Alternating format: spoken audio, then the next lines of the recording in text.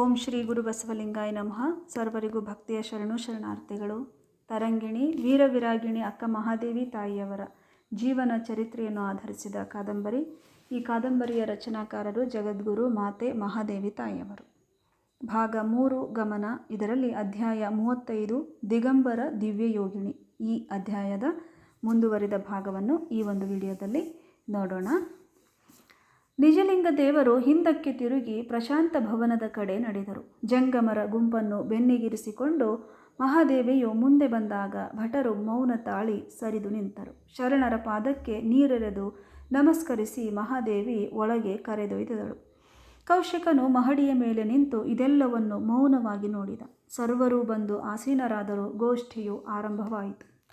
ಆನೆಯನೇರಿಕೊಂಡು ಹೋದಿರೆ ನೀವು, ಕುದುರೆಯನೇರಿಕೊಂಡು ಹೋದಿರೆ ನೀವು, ಆನೆಯನೇರಿಕೊಂಡು ಹೋದಿರೆ ನೀವು, ಕುದುರೆಯನೇರಿಕೊಂಡು ಹೋದಿರೆ ನೀವು, ಕುಂಕುಮ ಕಸ್ತೂರಿಯ ಪೂಸಿಕೊಂಡು, ಕುಂಕುಮ ಕಸ್ತೂರಿಯ ಪೂಸಿಕೊಂಡು ಹೋದಿರೆ ಅಣ್ಣ, ಹೋದಿರೆ ಅಣ್ಣ, ಹೋದಿರೆ ಅಣ್ಣ, ಹೋದಿರೆ ಅಣ್ಣ, ಸತ್ಯದ ನಿಲವನ ಅರಿಯದೆ ಹೋದಿರಿ, ಸತ್ಯದ ನಿಲವನು ಅರಿಯದೆ ಹೋದಿರಿ, ಸದ್ಗುಣವೆಂಬ ಫಲವ ಬಿತ್ತಿ, ಸದ್ಗುಣವೆಂಬ ಫಲವ ಬಿತ್ತದೆ, ಬೆಳೆಯದೆ ಹೋದಿರಲ್ಲ, ಬೆಳೆಯದೆ ಹೋದಿರಲ್ಲ, ಆನೆಯನೇರಿಕೊಂಡು ಹೋದಿರೆ ನೀವು, ಕುದುರೆಯನೇರಿಕೊಂಡು ಹೋದಿರೆ ನೀವು, ಅಹಂಕಾರವೆಂಬ ಮದಗಜವನೇರಿ, ಅಹಂಕಾರವೆಂಬ ಮದಗಜವನೇರಿ, ವಿಧಿಗೆ ಗುರಿಯಾಗಿ ಹೋದಿರಲ್ಲ, ವಿಧಿಗೆ ಗುರಿಯಾಗಿ ಹೋದಿರಲ್ಲ, ಕೂಡಲ ಸಂಗಮ ದೇವರ ನರಿಯದೆ, ಕೂಡಲ ಸಂಗಮ ದೇವರ ನರಿಯದೆ, ನರಕಕ್ಕೆ ಭಾಜನವಾದಿರಲ್ಲ, ನರಕಕ್ಕೆ ಭಾಜನವಾದಿರಲ್ಲ, ಆನೆಯನೇರಿಕೊಂಡು ಹೋದಿರೆ ನೀವು, ಕುದುರೆಯನೇರಿಕೊಂಡು ಹೋದಿರೆ ನೀವು, ಆನೆಯನೇರಿಕೊಂಡು ಹೋದಿರೆ ನೀವು, ಕುದುರೆಯನೇರಿಕೊಂಡು ಹೋದಿರೆ ನೀವು, ಕುದುರೆಯನೇರಿಕೊಂಡು ಹೋದಿರೆ ನೀವು. ನಿಜಲಿಂಗ ದೇವರು ವಿವರಿಸತೊಡಗಿದರು. ರಾಜ್ಯಮದ ಎಂಬ ಆನೆಯನ್ನೇರಿಕೊಂಡು, ಸಿರಿಮದ ಎಂಬ ಕುದುರೆಯನ್ನೇರಿಕೊಂಡು, ಶರೀರದ ಅಲಂಕಾರ ಭೋಗಗಳಲ್ಲಿ ಮೈಮರೆತು ಹೋಗುವ ಕೋಟಿ ಕೋಟಿ ಜನರು ತಮ್ಮ ಅಂತರಂಗದಲ್ಲಿ ಇರುವ ಬ್ರಹ್ಮಾಂಡಗತವಾಗಿರುವ ಸತ್ಯವನ್ನು ಅರಿಯದೇ ಹೋಗುವರು. ಸದ್ಗುಣಗಳನ್ನು ಬದುಕಿನ ಫಲದಲ್ಲಿ ಬಿತ್ತಿ ಬೆಳೆದುಕೊಳ್ಳದೆ ನಾಶವಾಗುವರು. ಅಹಂಕಾರ ಅಜ್ಞಾನಗಳ ದ್ವಂದ್ವದಲ್ಲಿ ಸಿಕ್ಕು ಘಾಸಿಯಾಗಿ ಪರಮಾತ್ಮನನ್ನರಿಯದೆ ನರಕದ ಹುಳುಗಳಾಗಿ ಸಾಯುವರು. ವಿವರಣೆ ಸಾಗಿದ್ದಂತೆಯೇ ಆವೇಶದಿಂದ ಅಬ್ಬರಿಸುತ್ತಾ ಕೌಶಿಕನು ಸಭಾಂಗಣದಲ್ಲಿ ಬಂದು ನಿಂತ. ಇದೇನು ಧರ್ಮಶಾಲೆಯೇ? ತಿರುಕರು ದಿಕ್ಕೇಡಿಗಳು ಬಂದು ಸೇರಿಕೊಂಡು ದೊಂಬಿ ಮಾಡಲಿಕ್ಕೆ ಕೆಂಗಣ್ಣು ಬಿಟ್ಟ. ಅಹುದು ರಾಜ, ಜಗತ್ತೇ ಒಂದು ಧರ್ಮಶಾಲೆ. ಇದರ ಒಡೆಯನು ದೇವರು, ಉಚಿತವಾಗಿ ಇರಲು ಕೊಟ್ಟಿರುವನು. ನಿನ್ನ ಆಯುಷ್ಯವಿದ್ದಷ್ಟು ದಿನ ನೀನು, ನಮ್ಮದಿದ್ದಷ್ಟು ದಿನ ನಾವು. ಯಾರೂ ಬೇರು ಬಿಟ್ಟುಕೊಂಡು ಇಲ್ಲೇ ಇರಲು ಬಂದವರಲ್ಲ. ನಿಜಲಿಂಗ ದೇವರು ಶಾಂತರಾಗಿ ನುಡಿದರು. ಬಾಯಿ ಮುಚ್ಚಿ, ನಿಮ್ಮ ಉಪದೇಶ ಕೇಳಲು ನಾನಿಲ್ಲಿಗೆ ಬಂದಿಲ್ಲ, ಗುಡುಗಿದ ಕೌಶಿಕ. ಮೊದಲ ಬಾರಿಗೆ ತಪ್ಪು ಮಾಡುವುದು ಅಪರಾಧ. ಅದನ್ನೇ ಮತ್ತೆ ಮತ್ತೆ ಮಾಡಿದರೆ ಮೂರ್ಖತನ. ಬದುಕಿನ ಗುರಿಯೇನು? ನಿನ್ನ ಒಳಗನ್ನು ಕೆದಕಿ ನೋಡು ರಾಜ. ಅದರ ಅವಶ್ಯಕತೆ ನನಗಿಲ್ಲ. ವೇಷಧಾರಿಗಳೇ, ಪಾಷಂಡಿಗಳೇ, ನೀವು ಕಾವಿಯ ಸೋಗಿನಲ್ಲಿ ಹೆಂಗಳೆಯರನ್ನು ಪತನಿಸ ಬಂದ ಮೋಸಗಾರರು. ಕೋಪದಿಂದ ಕನಲಿ ನಿಂತಿದ್ದ ಕೌಶಿಕ. ಶಿವ ಕಿವಿಯನ್ನು ಮುಚ್ಚಿಕೊಂಡರು ನಿಜಲಿಂಗ ದೇವರು. ಮಹಾದೇವಿಯು ಎದ್ದು ನಿಂತಳು. ಅವಳ ಶರೀರವು ಕಂಪಿಸತೊಡಗಿತ್ತು. ನರಾಧಮ, ಅಂಗವಿಕಾರದ ಸಂಗವ ಮರೆದು ಲಿಂಗದೇವನನ್ನು ಒಡಗೂಡಿಕೊಂಡಿರುವ ಮಹಾನುಭಾವರಿವರು. ಕಾಮವಿಕಾರದ ಕತ್ತಲೆ ಎಳೆದು ಭಕ್ತಿಯೇ ಪ್ರಾಣವಾಗಿರುವ ಘನವಂತರಿವರು. ತ್ರಿಕರಣ ಶುದ್ಧರಾಗಿ ಶಿವನನ್ನು ನಂಬಿದ ಭಕ್ತರಿವರು. ಇವರನ್ನು ನಿಂದಿಸುವ ಸಾಹಸವೇ ನಿನ್ನದು. ಇಂಥವರನ್ನು ಅಳೆಯುವ ಪ್ರಯತ್ನವೇ? ಎಲೆ ಕಾಮದ ಕ್ರಿಮಿ, ಕ್ರೋಧದ ಮುದ್ದೆಯೇ, ಶರಣರ ನಿಲುವನ್ನು ಅರಿಯುವೆಯಾ? ಗಗನದ ಗುಂಪ ಚಂದ್ರಮ ಬಲ್ಲುದಲ್ಲದೆ ಕಡೆಯಲ್ಲಿದ್ದಾಡುವ ಹದ್ದು ಬಲ್ಲುದೇ ಅಯ್ಯ. ನದಿಯ ಗುಂಪ ತಾವರೆ ಬಲ್ಲುದಲ್ಲದೆ ಕಡೆಯಲ್ಲಿದ್ದ ಹೊನ್ನಾವರಕ್ಕೆ ಬಲ್ಲುದೇ ಅಯ್ಯ. ಪುಷ್ಪದ ಪರಿಮಳವ ತುಂಬಿ ಬಲ್ಲುದಲ್ಲದೆ ಕಡೆಯಲ್ಲಿದ್ದಾಡುವ ನೊರಜು ಬಲ್ಲುದೇ ಅಯ್ಯ. ಚನ್ನಮಲ್ಲಿಕಾರ್ಜುನಯ್ಯ, ನಿನ್ನ ಶರಣರ ನಿಲವ ನೀವೇ ಬಲ್ಲಿರಲ್ಲದೆ ಈ ಕೋಣದ ಮೈಮೇಲಣ ಸೊಳ್ಳೆಗಳೆತ್ತಬಲ್ಲವಯ್ಯ. ಕೌಶಿಕನ ಕಡೆಗೆ ಕೈ ಮಾಡುತ್ತಾ ಆವೇಶದಿಂದ ಹೇಳಿದರು. ಸಾಕು ಬಿಡು, ನಿನ್ನ ವೈರಾಗ್ಯದ ಸೋಗು ನಾನು ಕಂಡರಿಯದ್ದಲ್ಲ. ನನ್ನೆದುರಿಗೆ ಮೈ ತುಂಬ ತಲೆ ತುಂಬ ಮುಸುಕು. ಈ ವಿಟರ ಮುಂದೆ ಹಾಡುವಾಗ ಸೆರಗೇಕೆ ಬೇಕು? ವ್ಯಂಗ್ಯವಾಗಿ ನುಡಿದ ಕೌಶಿಕ. ಅಹುದು, ನಿನ್ನ ಮಾತು ನಿಜ. ಒಲುಮೆ ಒಚ್ಚತವಾದವರು ಕುಲಛಲವ ನರಸುವರೇ. ಮರುಳುಗೊಂಡವರು ಲಜ್ಜೆ ನಾಚಿಕೆಯ ಬಲ್ಲರೆ. ಚನ್ನಮಲ್ಲಿಕಾರ್ಜುನ ದೇವಗೊಲಿದವರು ಲೋಕಾಭಿಮಾನವ ಬಲ್ಲರೆ. ಎರಡು ಹೃದಯಗಳು ಒಂದಾದಾಗ ಕುಲವಾಗಲಿ ಛಲವಾಗಲಿ ಹೇಗೆ ಇರದೋ, ಹುಚ್ಚು ಹಿಡಿದವನಿಗೆ ನಾಚಿಕೆ ಎಂಬುದು ಹೇಗಿರದೋ, ಪರಮಾತ್ಮನಿಗೆ ಮರುಳಾಗಿ ಒಲಿದವರಿಗೆ ಲೋಕದ ಪರಿವೇ ಇರದು. ಅವರ ಚಿತ್ತವೆಲ್ಲ ದೇವರ ಕಡೆಗೆ. ಸೆರಗು ಇದ್ದರೂ ಅಷ್ಟೇ, ಇಲ್ಲವಾದರೂ ಅಷ್ಟೇ. ನಿನ್ನೆನಿಯನೆದುರಿಗೆ ಪರಿಪುಷ್ಟ ಅಂಗಾಂಗಗಳ ಪ್ರದರ್ಶನ ಮಾಡಿ ಅವನನ್ನು ತಣಿಸಬೇಕಲ್ಲವೇ? ಕೌಶಿಕ ಚುಚ್ಚು ನುಡಿದಾಗ ಮಹಾದೇವಿಯ ಸಹನೆ ಮಿತಿಯನ್ನು ದಾಟಿತು. ಮುಚ್ಚು ಬಾಯಿ ನೀಚ. ನಾಲಿಗೆಯ ನರ ಬಿಗಿಯಿರಲಿ. ನಿನ್ನ ಮೆಚ್ಚುಗೆ ನನಗೇನೂ ಬೇಕಿಲ್ಲ. ಅಷ್ಟೇ ಆವೇಶದಿಂದ ಮಹಾದೇವಿಯೂ ನಿಂತಿದ್ದಳು. ನಿನ್ನ ಚನ್ನಮಲ್ಲಿಕಾರ್ಜುನ ಈ ಗುಂಪಿನಲ್ಲಿ ಯಾವನು? ತೋರಿಸು. ಅವನನ್ನು ಕಡಿದು ತುಂಡು ಮಾಡುವೆ. ಕುಳಿತ ಜಂಗಮರತ್ತ ಕೈ ತೋರಿ ಕತ್ತಿಯನ್ನು ಒರೆಯಿಂದ ಎಳೆದ. ನನ್ನ ಚನ್ನಮಲ್ಲಿಕಾರ್ಜುನ ಎಲ್ಲರಲ್ಲಿ ತುಂಬಿ ತುಳುಕುತ್ತಿರುವವನು. ಇವರೆಲ್ಲರಲ್ಲಿ, ನಿನ್ನಲ್ಲಿ, ನನ್ನಲ್ಲಿ ಅವನನ್ನು ಕಾಣುವ ಶಕ್ತಿ ನಿನ್ನ ಕಾಮದ ಕಣ್ಣುಗಳಿಗುಂಟೆ?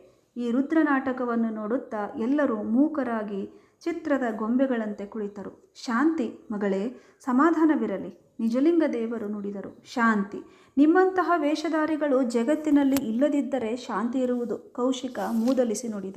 ಆಗಲಿ, ನಾನು ವೇಷಧಾರಿ, ನೀನು ಅಲ್ಲವೇ ತಮ್ಮ? ನನ್ನದು ತ್ಯಾಗಿಯ ವೇಷ, ನಿನ್ನದು ಭೋಗಿಯ ವೇಷ. ಶಿವನ ನಾಟಕದಲ್ಲಿ ಯಾರು ನಟರಲ್ಲ?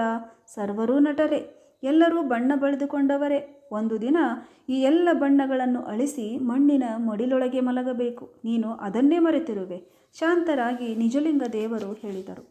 ನೀವು ಬಾಯಿ ಮುಚ್ಚಿದರೆ ಒಳ್ಳಿತು. ಗೌರವಪೂರ್ಣವಾಗಿ ಎದ್ದು ನಡೆಯಿರಿ. ಇಲ್ಲವಾದರೆ ಕುತ್ತಿಗೆಗೆ ಕೈ ಹಾಕಿ ದಬ್ಬಿಸಬೇಕಾದೀತು. ನಿಜಲಿಂಗ ದೇವರು ಮೇಲಕ್ಕೆದ್ದರು. ಅದನ್ನು ಗಮನಿಸಿ ಉಳಿದ ಜಂಗಮರು ಎದ್ದು ನಿಂತರು. ಮಹಾದೇವಿಯ ದುಃಖ ಕ್ರೋಧಗಳೇ ಮೂರ್ತಿಗೊಂಡಂತೆ ಹೆಜ್ಜೆ ಇಡುತ್ತಾ ಅವರಿಗೆ ಅಡ್ಡವಾಗಿ ನಿಂತು ದೀನಳಾಗಿ ಹೇಳಿದಳು. ಶರಣರೇ, ಮುನಿಯದಿರಿ. ನನ್ನ ಬದುಕಿಗೊಂದು ಪರಿಹಾರವನ್ನು ತೋರಿರಿ.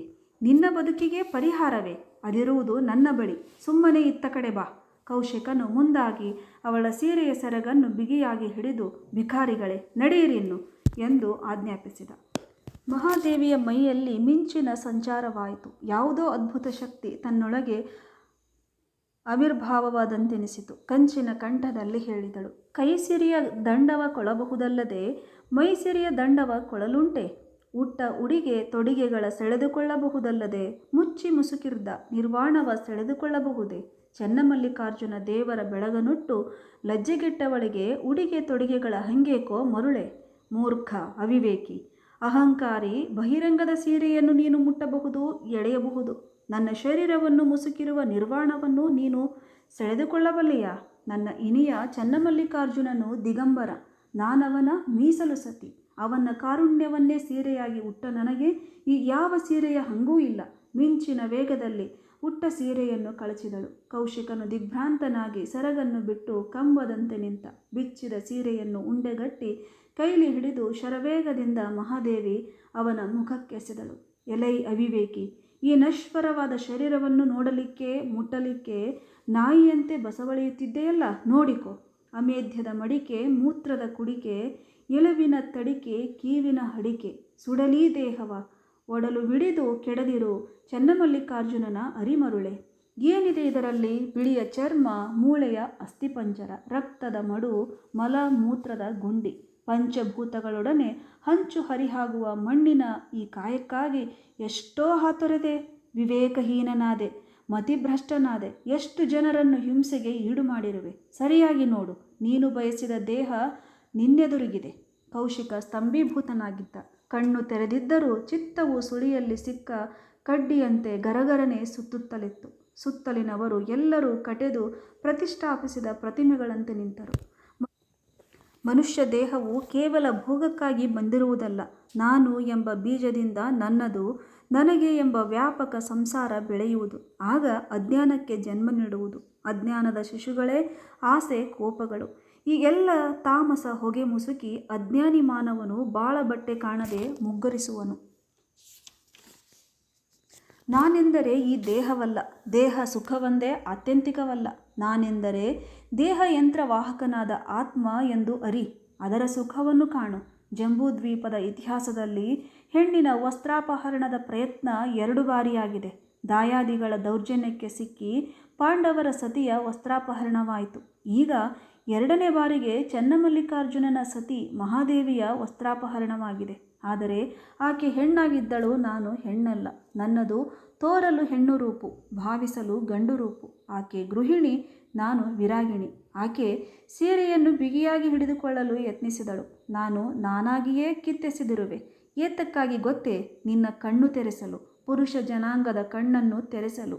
ಆಕೆ ಮುಡಿಯನ್ನು ಬಿಚ್ಚಿ ಕೌರವ ಕುಲವನ್ನು ನಾಶ ಮಾಡುವ ಪ್ರತಿಜ್ಞೆ ಕೈಗೊಂಡಳು. ಆದರೆ ನಾನು ಆ ಪ್ರತಿಜ್ಞೆ ಕೈಗೊಳ್ಳೆನು. ನಿನ್ನನ್ನು ನಾಶ ಮಾಡಲು ಇಚ್ಛಿಸೆ, ಉತ್ಥಾನಗೊಳ್ಳಲು ಹರಸುವೆ. ಇನ್ನಾದರೂ ಬುದ್ಧಿ ಕಲಿತು ಪರಸ್ತ್ರೀಯರನ್ನು ಹೆತ್ತ ತಾಯಿಗಳೆಂದು ತಿಳಿದು ಉದ್ಧಾರ ಹೊಂದು ಎಂದು ನಿನ್ನ ತಾಯಿಯಾಗಿ ಹರಸುವೆ. ಮುಗಿಯಿತು, ನಿನ್ನ ಸಂಬಂಧ ಮುಗಿಯಿತು. 5 ವಾರಗಳ ವ್ರತ ಪೂರೈಸುವ ಮುನ್ನವೇ ಗುರುಲಿಂಗ ಜಂಗಮ ಪೂಜೆಗೆ ಅಡ್ಡಿ ಬಂದು ಒಪ್ಪಂದವನ್ನು ಉಲ್ಲಂಘಿಸಿದೆ. ಅರಮನೆಯ ಬಂಧನ ಹರಿಯಿತು.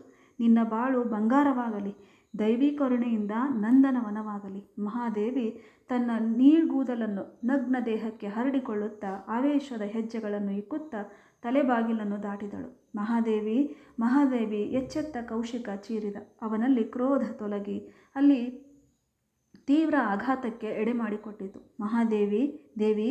ಕೌಶಿಕನ ಕೂಗಿನಿಂದ ಅರಮನೆ ಪ್ರತಿಧ್ವನಿಸಿತು. ಅವನು ಶಕ್ತಿ ಮೀರಿ ಕಿರುಚಿ ಕುಸಿದು ಬಿದ್ದನು. ಕೇಳಿದ್ರಲ್ಲ ಸ್ನೇಹಿತರೆ, ಅದ್ಭುತವಾದ ಪ್ರಸಂಗ. ಯಾರೂ ತಪ್ಪಿಸ್ಕೋಬೇಡ್ರಿ, ಎಲ್ಲರೂ ಕೇಳಿ. ಯಾರು ಇಲ್ಲಿವರೆಗೂ ನನ್ನ ಚಾನಲನ್ನು ಸಬ್ಸ್ಕ್ರೈಬ್ ಮಾಡ್ಕೊಂಡಿಲ್ಲ, ಎಲ್ಲರೂ ಸಬ್ಸ್ಕ್ರೈಬ್ ಮಾಡ್ಕೊಳ್ಳಿ. ಎಲ್ಲರಿಗೂ ಶರಣು ಶರಣಾರ್ಥಿ.